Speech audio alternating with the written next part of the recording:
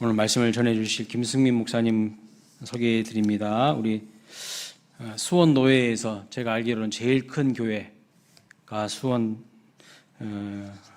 있는 게 아니라 화성에 있는 와우리 교회라고 생각이 되는데, 거기서 8년 동안 부목사로 사역을 하시면서 와우리 교회가 크게 부흥하고 성장하는 모든 것들을 함께 지켜보신 분입니다. 그래서 8년 동안 부목사로서 그 교회에서 선임 부목사로서 모든 부흥의 현장을 다 경험하셨던 분이시고요. 지금은 주찬양교회, 원래는 인계동에 있었다고 하더라고요. 근데 지금은 이제 교회를 한 6년 전인가 옮기셔서 호매실동에 있나 봅니다. 그 주찬양교회 담임 목사로 한 8년 전에 부임하셔서 아주 교회를 은혜롭게 잘 목회하고 계시고요. 작년 한 해 동안 우리 교회가 속해 있는 수원노회 권선시찰회의 시찰장으로 섬겨주셨습니다. 우리 수원노회 안에 4개의 시찰이 있거든요. 권선시찰, 장안시찰, 영통시찰, 또 수기시찰 이렇게 있는데, 우리 교회는 권선시찰이에요. 이 권선시찰 안에 한 30여 개 교회가 있는데, 그 교회 30여 개 교회를 행정적으로 섬겨주신 분이 시찰장이신데, 작년 한 해 동안 우리 김승민 목사님께서 실장적으로 섬겨주셨습니다. 우리 교회에 오늘 말씀 전해주시러 오셨는데요. 우리 목사님 나오실 때 큰 박수로 환영하도록 하겠습니다.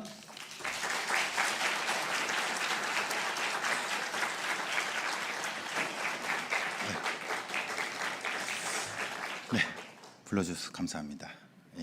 그리고 이 저녁에 은혜 받기 위해서 나오신 우리 모든 성도님들 주 안에서 사랑하고 축복합니다. 우리 옆에 분에게 사랑하고 축복합니다. 우리 함께 인사 나누시기 바랍니다. 네.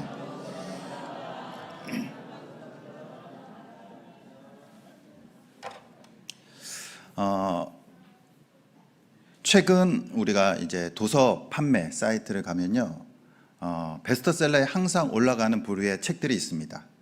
이게 두 종류의 책이 있는데, 하나는 주식 관련, 투자 관련 책이 항상 베스트셀러에 올라가 있고요. 그 다음에 두 번째 종류 책은 자기계발서입니다. 자기계발서. 우리 젊은이들은 많이 이제 책을 사보면 자기계발서라든가 주식 투자라든가 또한 뭐 부동산 투자 이런 책들을 많이 사다 볼 것입니다. 그만큼 사람들의 관심이요, 돈과 성공에 있다라는 거예요. 그래서 적은 돈으로 어떻게 하면 많은 돈을 벌까? 어떻게 잘 투자해서 효율적으로 많은 돈을 벌까?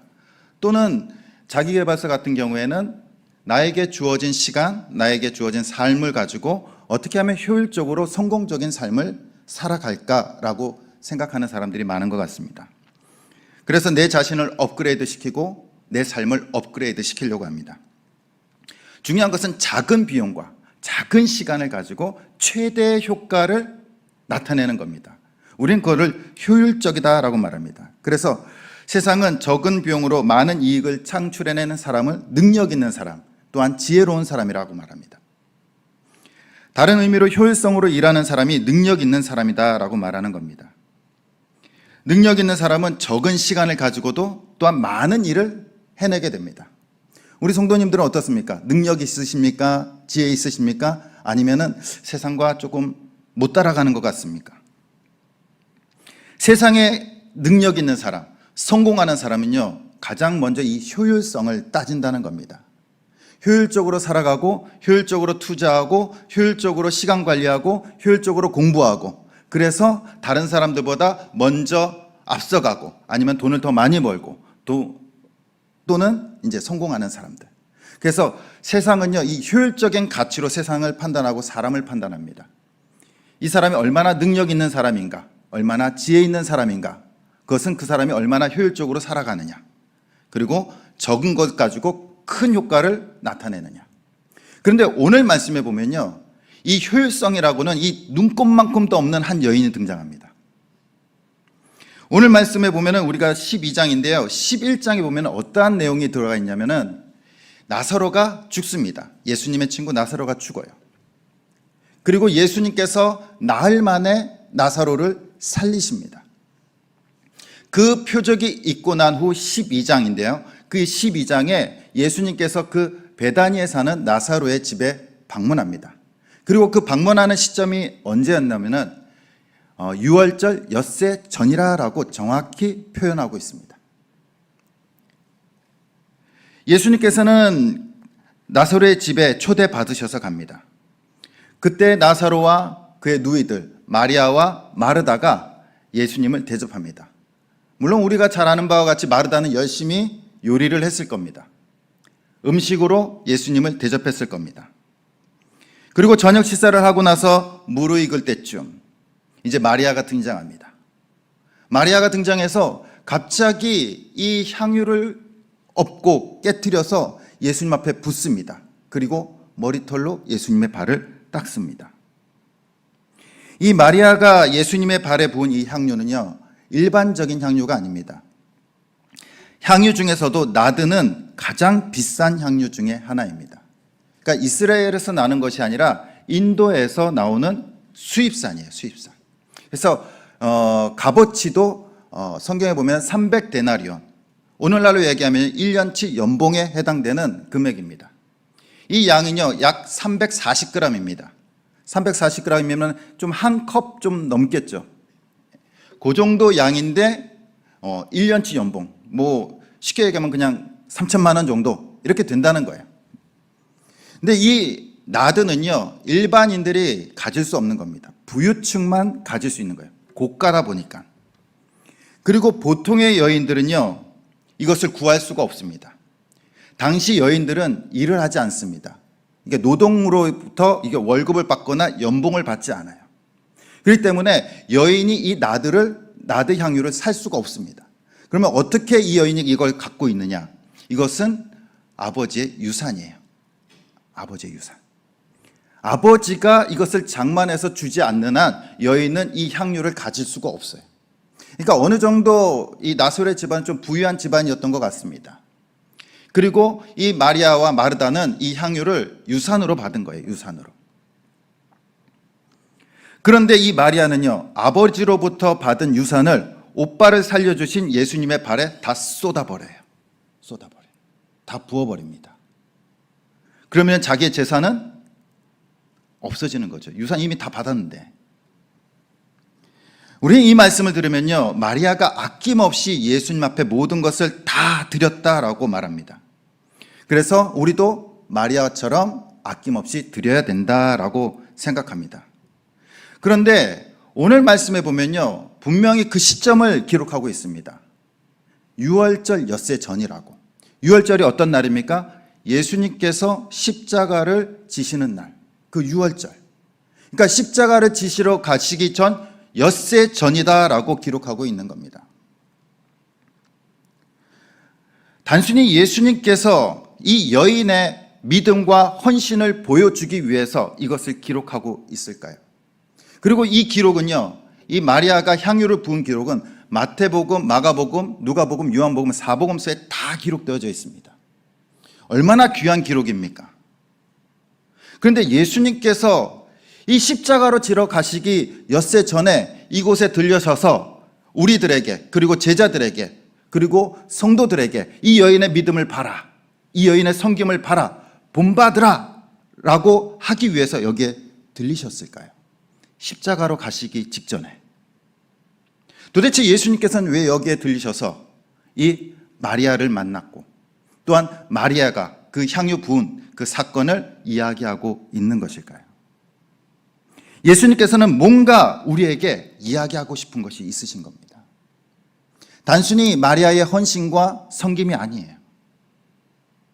만약 마리아의 섬김과 헌신이 예수님께서 말씀하시고자 하는 것이라면 우리도 재산 팔아서 드리면 되잖아요. 어렵습니까? 안 어렵잖아요. 우리도 그 정도의 믿음 있잖아요. 그렇지 않습니까? 그 정도는 되시잖아요. 1년치 연봉 정도는 그냥 내실 수 있으시잖아요. 예, 아멘 하시는 분 계십니다. 네. 근데 예수님께서는 단순히 이 여인의 믿음과 헌신을 말씀하고자 하신 것이 아니라는 겁니다. 4절과 5절에 보면요, 이것을 보고 예수님의 제자 중 가룟 유다가 못마땅하게 여깁니다. 제자 중 하나로서 예수를 잡아줄 가룟 유다가 말하되 이 향유를 어찌하여 300데나리온에 팔아 가난한 자들에게 주지 아니하였느냐 하니. 아까워한다라는 거예요. 300데나리 1년치 연봉을 한꺼번에 쏟아부은 거에 대해서 굉장히 아까워합니다. 저거 나 줬으면 내가 잘 쓸 텐데. 근데 이것이 가룟 유다뿐만이 아니었어요. 마태복음 26장 8절에 보면은 제자들이 보고 분개하여 이르되 무슨 의도로 이것을 허비하느냐라고 말합니다. 가룟 유다뿐만 아니라 누구도 그것을 아까워했습니까? 제자들까지 다 아까운 거예요. 우리 성도님도 어떻습니까? 아깝습니까? 안 아깝습니까? 우리 믿음이 있기 때문에 하나도 안 아깝죠. 가룟 유다가 제기한 반론은요, 우리가 생각해도 합리적인 생각이에요. 이 정도 돈이고 물질이면요, 가난한 사람들 나눠주고 또 어려운 사람들 나눠주고 또한 뭐 교회 헌금도 하고 그러면 얼마나 좋습니까? 근데 한꺼번에 다 쏟아버린 거예요. 그리고 쏟아버리고 나서 이것을 담을 수도 없어요. 이미 회복될 수 없습니다. 깨진 거는. 그리고 남는 거는 시간이 지나면요, 이 향기는 다 사라져 버릴 거예요. 남는 게 없어요. 예수님의 발에 부은 이 향유는요, 현실적으로 보면 너무나도 비효율적입니다. 아깝잖아요. 아무것도 못해요. 아무것도. 한 명도 도와주지 못합니다. 한 명도. 가룟 유다나 제자들은 나 같으면 이 물질 가지고 많은 사람 도와주고 섬기고 또 구제하고 어려운 사람 밥도 사주고, 예? 집도 수리해주고 할 텐데 너무나 아까운 거예요. 근데 정말 아까운 겁니까? 과연 가룟 유다와 사람들의 생각대로 마리아와 예수님의 발에 부은 이 향유가 비효율적이고 낭비한 것일까요? 마리아가 예수님의 발에 부은 이유는요, 분명합니다. 왜 부었습니까? 예수님이 너무나 좋아서? 좋은 것도 있었겠죠.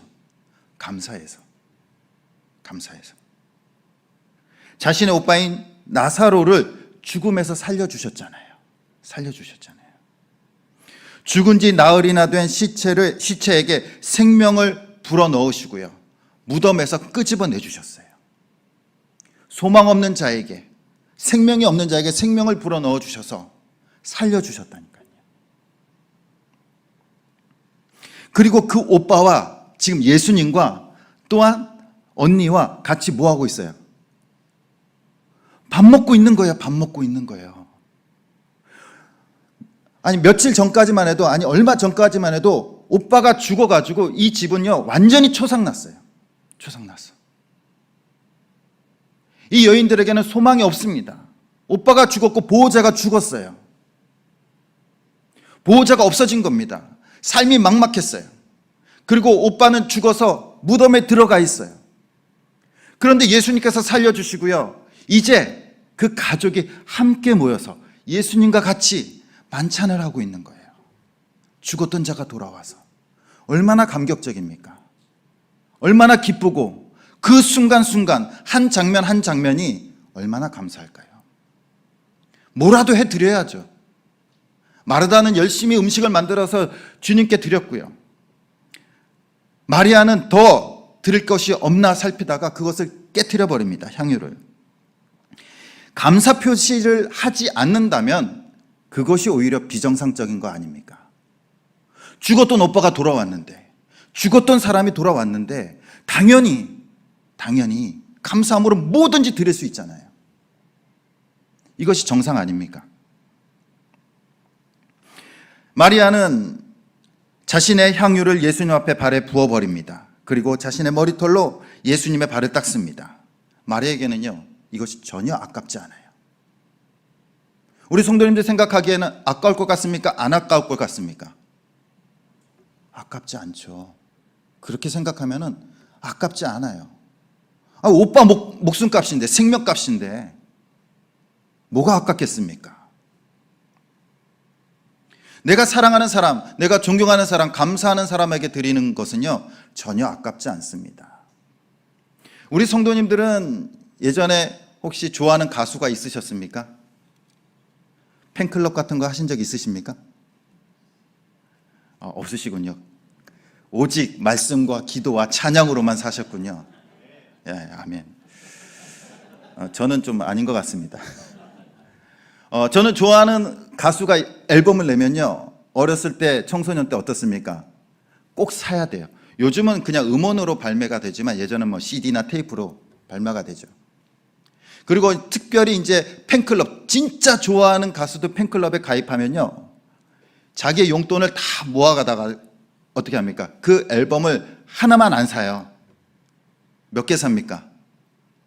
몰라요. 수십 개 삽니다. 수십 개 사요. 그리고 막 부모님한테 갑을 받아가지고 막 한 박스씩 사요. 그리고 나서 그걸 어떻게 합니까? 막 나눠줘요. 나눠줘. 친구들 막 나눠줍니다. 한번 들어보라고. 우리 오빠 거, 우리 누나 거 한번 들어보라고. 막 나눠줘요. 부모님들이 생각하기에는 어때요? 속 터지는 일이죠. 그거 가만둡니까? 기껏 용돈 줬더니 문제집은 안 사고 공부하는데 쓰지도 않고 잔뜩 모아다가 뭐 이상한 애 거 그냥 앨범 잔뜩 싸가지고 그것도 막 기분 좋다고 막 나눠주고 있는 거예요. 그런데 그 학생에게는, 그 아이에게는 그것이 아까울까요? 하나도 안 아까워요. 자기가 굶어도 우리 오빠 거 사가지고 나눠주는 게 하나도 안 아까워요. 그냥 그 가수가 나를 안 알아줘도 돼요. 안 알아줘도 돼. 몰라도 돼요. 그런데 내가 그 사람을 위해서 뭔가 할 수 있다라는 것 그 자체만으로 너무나 기쁘다는 거예요. 기쁘다는 거예요. 저희 교회 권사님이 한 분이 계신데요. 나이가 지금 한 77 정도 되세요. 근데 일을 하고 계세요. 가정이 조금 어려우셔서 아직도 이제 새벽 5시에 일어나셔가지고요, 청소 일을 하십니다. 건물 청소를 하세요. 굉장히 나이 많으시죠. 77인데 아직도 청소를 하세요. 근데 그분 손자가요, 요번에 대학에 들어갔어요. 근데 대학도 이제 뭐 인서울이나 경기도권도 아니야. 저 지방에 처음 들어보는 대학이에요. 근데 그렇게 힘들게 일하신 권사님께서 그거 모은 돈, 조금씩 모은 돈을요, 그 손자를 위해서 학자금으로 다 내놓으셨어요. 몇백만 원을. 근데 자녀들이 막 말리는 거예요. 어머니, 이거 하지 마십시오. 우리 할 수 있어요. 예? 할 수 있으니까 안 주셔도 된다고. 근데 그 권사님이 뭐라고 얘기하시냐면요, 내가 주는 것이 내 즐거움이다라고 하시면서 기꺼이 내놓는 거예요. 기꺼이. 우리 사랑하는 성도님들 중에 손주들한테, 손자들한테 주는 거 아깝습니까? 하나도 안 아까워요. 하나도 안 아까워요. 내가 사랑하는 사람들, 내가 좋아하는 사람들, 특별히 감사한 사람들, 존경하는 사람들에게 드리는 그 모든 것들은요, 하나도 아깝지 않습니다. 하물며 오빠를 살려준 분에게 드리는 것이 아까울까요? 마리아는 자신의 오빠에게 생명을 주신 예수님께 감사와 존경과 경외를 표현하고 있는 겁니다.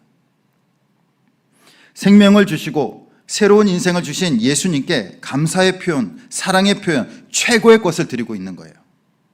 결코 아깝지 않습니다. 결코 아깝지 않아요. 아니, 오히려 생명의 값으로 생각한다면요, 이 향유는요, 보잘것없는 거예요. 만약 나사로가 죽었으면 마리아와 마르다는 보호자를 잃어버립니다.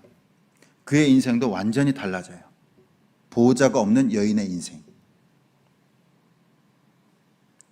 그것만 생각하면요, 마리아는 하나도 아깝지 않습니다. 만약 우리 자녀가 죽어가는데 그 자녀를 위해서 살릴 수만 있다면 집도 팔고 땅도 팔고 다 팔 겁니다. 그렇잖아요. 아깝습니까?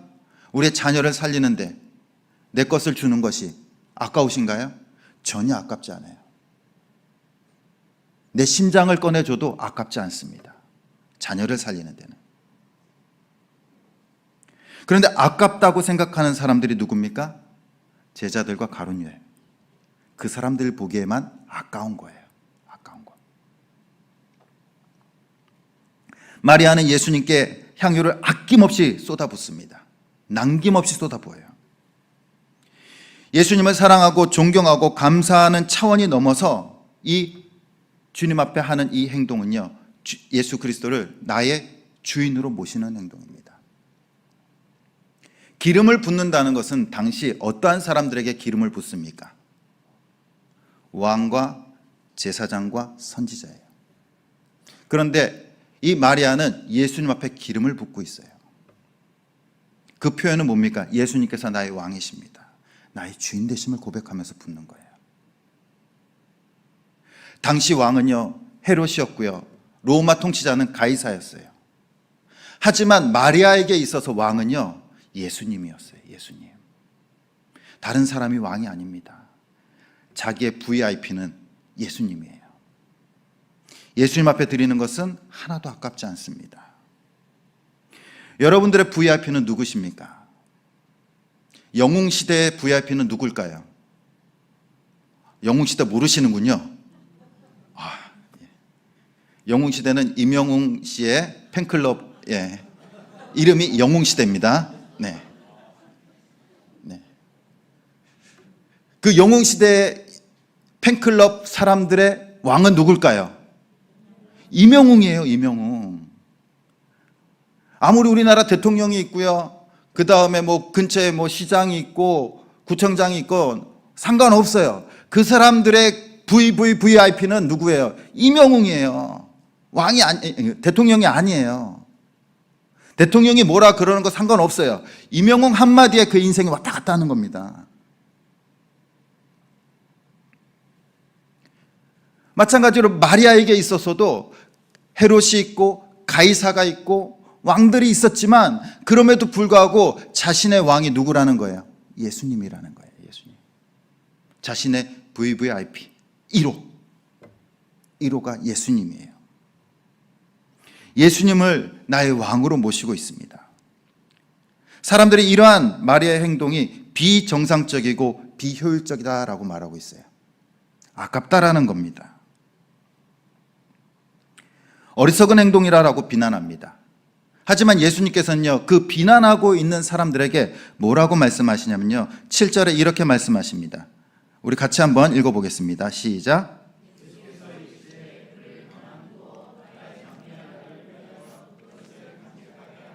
아멘. 예수님께서 뭐라고 말씀하십니까? 그래 가만두라. 나의 장래한 나를 위하여 그것을 간직하게 하라 라는 겁니다. 건들지 말라는 겁니다. 예수님의 장례를 준비하고 있다라는 거예요. 당시 사람이 죽으면 냄새를 방지하기 위해서 향유를 바르는 풍습이 있었습니다. 그런데 마리아는 존경과 감사의 표시로 향유를 부었습니다. 하지만 예수님께서는 이것이 바로 예수님의 십자가의 죽으심에 대한 뭐라는 겁니까? 예표라는 거예요. 예표라. 뭔가 이상하지 않습니까? 아니, 마리아가 예수님 앞에 기름 부으신 것과 예수님께서 십자가에서 죽으신 것과 무슨 관련이 있습니까?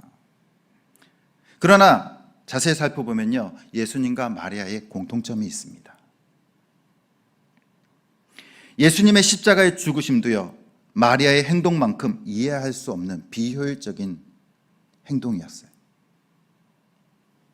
사랑하는 사람들을 위해서 아낌없이 자신의 모든 것을 내놓는 예수님이셨다는 겁니다.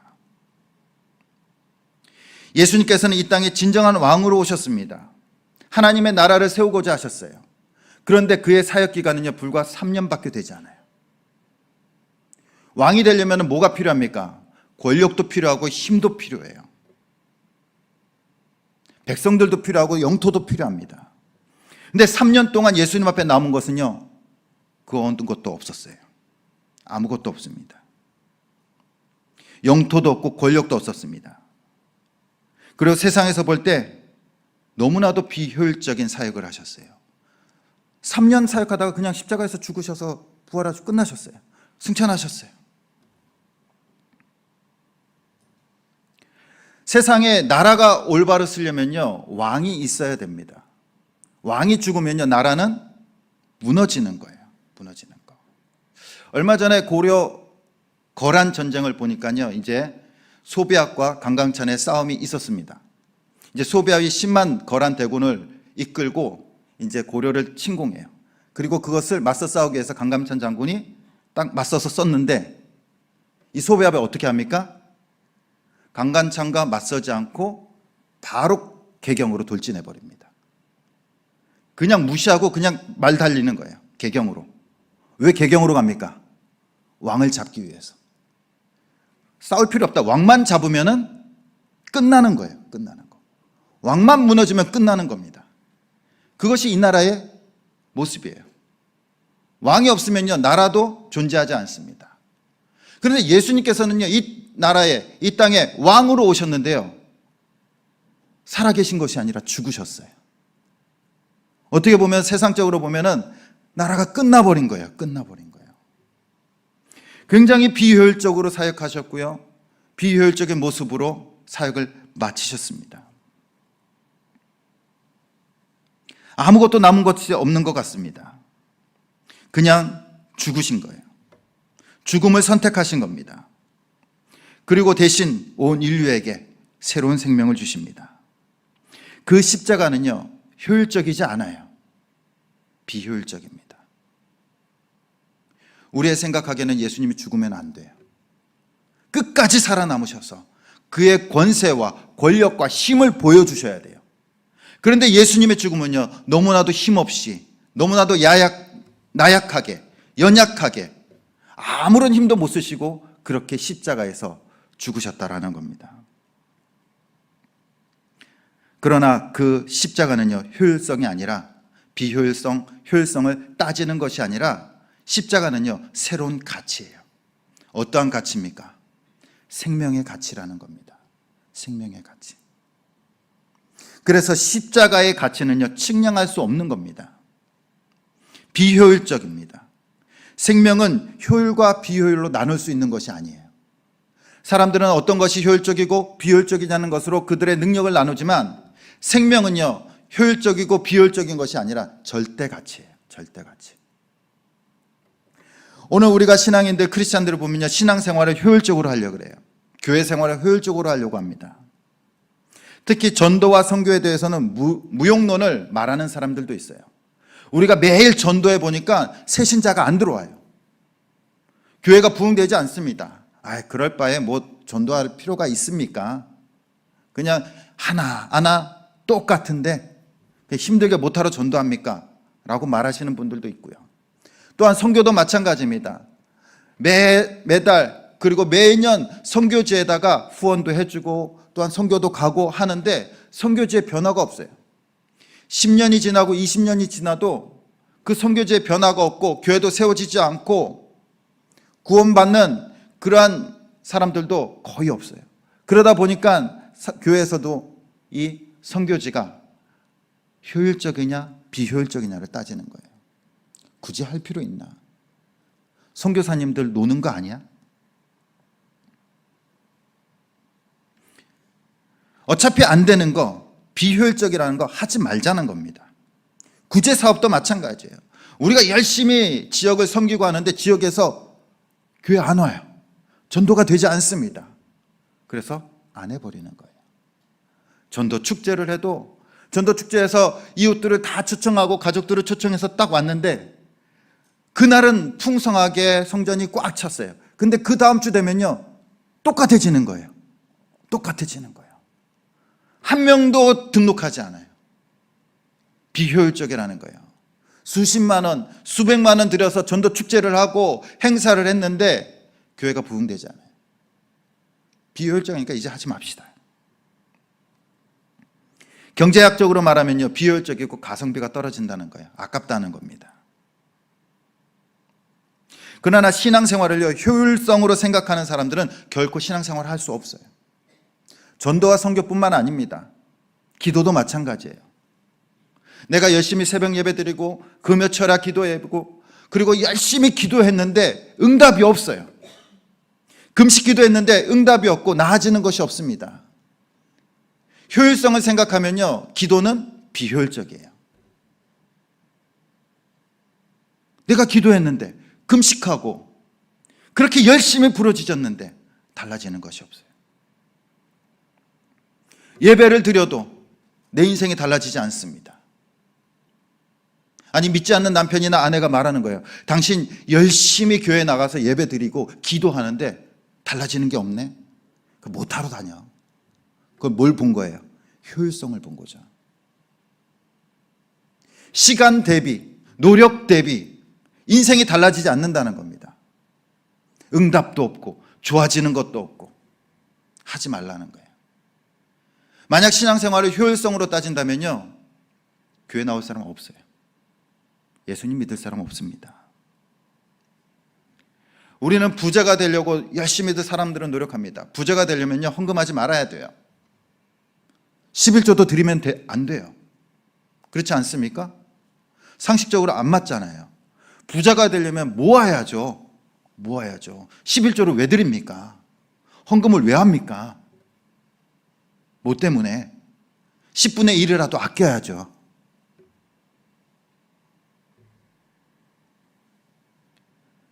효율성을 따진다면요, 우리는 결코 신앙생활을 할 수 없습니다.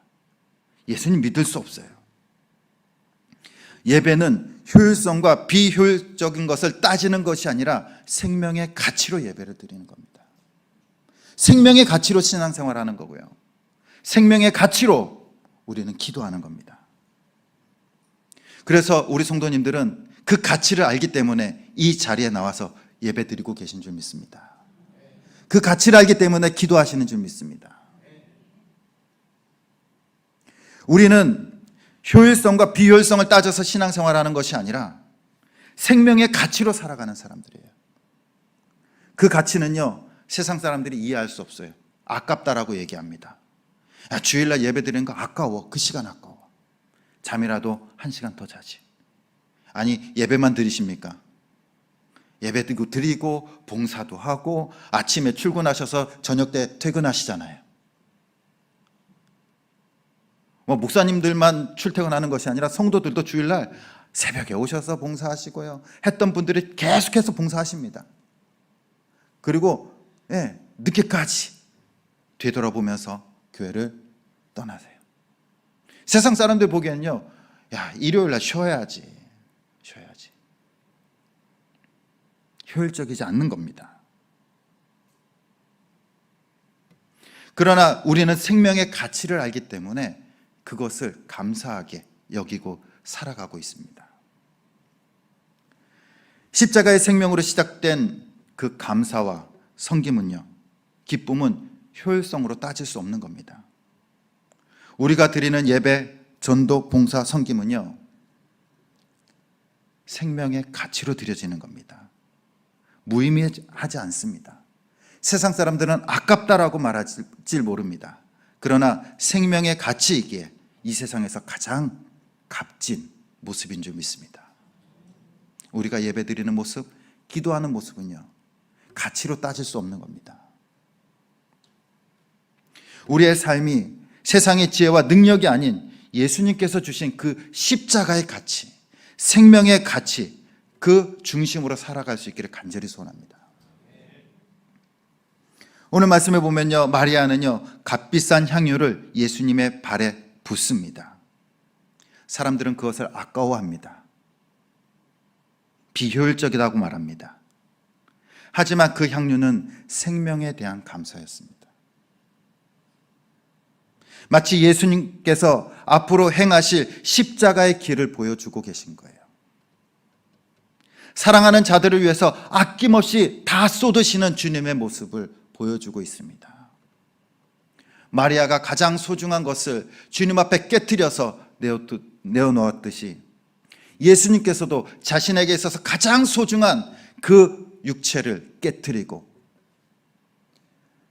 마리아가 향유를 부으셨듯이 예수님께서는 자신의 보혈의 피를 우리에게 부어주신 줄 믿습니다. 그것은 생명의 가치를 보여주는 겁니다. 세상 사람들은 그것이 아깝다 안 아깝다를 따질지 모르지만 예수님께는요, 그것이 하나도 안 아까워요. 우리를 위해서 내어주신 그 보혈은, 그 육체는 하나도 안 아깝습니다. 사랑하는 우리를 위해서, 그리고 사랑하는 자녀들을 위해서 내어주신 생명은요, 아깝다라고 말하지 않습니다. 생명의 가치이기 때문입니다. 만약 예수님께서 악인을 위한 죽음과 의인을 위한 죽음, 인간의 죽음과 신의 죽음을 저울질하고 계산기로 두들겨셨다면 우리는 구원받을 수 없습니다. 예수님께서는 효율성, 비효율성을 따지셨다면 우리는 절대 구원받을 수 없습니다. 하지만 예수님께서는 우리를 바라보시면서 계산기를 두드리지 않으셨어요. 저울질하지 않으셨습니다. 효율성을 따지지 않았습니다. 그냥 사랑하기에 아낌없이 다 내어주셨습니다. 그 절대적인 가치, 무조건적인 가치를 우리에게 주신 겁니다. 물에 빠져 있는 사람을, 이 사람을 건질까 건지지 말까 생각합니까? 물에 빠져 죽어가는 사람은요, 따지지 않습니다. 무조건 건지고 나서 봐야 되는 거예요. 그것이 바로 하나님의 은혜입니다. 우리의 신앙생활도 그 생명의 가치를 알기 때문에 효율적이거나 비효율적인 것을 따져서는 안 됩니다. 우리는 생명의 가치로 살아가는 사람들입니다. 예수님의 십자가로 주신 생명은 그 가치를 측량할 수 없습니다. 예수님의 생명으로 살아가는 사람들은 우리 인생도 그 가치를 측량할 수 없습니다. 우리는 세상에서 가장 비효율적이면서 가장 가치 있는 인생을 살아가고 있는 줄 믿습니다. 세상 사람들이 보기에는 비효율적인 예배를 드리고 비효율적인 기도를 하며 비효율적인 전도를 하며 비효율적인 삶을 사는 것 같습니다. 아니, 그런 모습으로 비춰집니다. 그러나 우리에게 있어서는요, 생명의 가치로 예배를 드리고요, 생명의 가치로 기도하고 생명의 가치로 전도하고, 그리고 그 생명의 가치를 아는 자들이 그 생명을 구원하기 위해서 이 땅을 살아가고 있는 줄 믿습니다. 이 고난 주간을 통하여 다시 한 번 더 우리가 그 주님의 그 생명의 가치, 그것을 깨닫길 소원합니다. 그 십자가를 묵상하면서 다시 한 번 더 우리를 위해 모든 것을 쏟아 부으신 그 십자가의 생명을 회복하길 소원합니다. 그리고 더 나아가 그 생명의 가치로 살아가는 저와 여러분들이 되시길 간절히 주님의 이름으로 축원드립니다. 기도하시겠습니다. 우리에게 생명을 주신 삼위일체 하나님께 오직 찬양과 영광을 올려드립니다. 이 시간 세상의 지혜와 능력이 아닌 십자가로 우리에게 주신 생명을 깨닫게 하여 주시옵소서. 그래서 세상 속에서 비효율적이지만 생명의 가치로 살아가게 하여 주시옵소서. 우리가 드리는 예배, 우리가 드리는 기도, 그리고 예물, 그리고 헌신, 전도, 봉사, 그 모든 것들이 비효율적이지만 생명의 가치 있는 것임을 깨닫게 하여 주시고 그 믿음을 지키며 살아가게 하여 주시옵소서. 나를 위해서 죽으신 그 주님의 그 십자가가 나의 기쁨이 되게 하여 주시고 나의 감사가 되게 하여 주시고 나의 삶이 되게 하여 주시옵소서. 모든 영광을 주님 앞에 올려드려오며 십자가에서 죽으시고 부활하신 우리 주 예수 그리스도의 이름으로 기도드렸습니다. 아멘.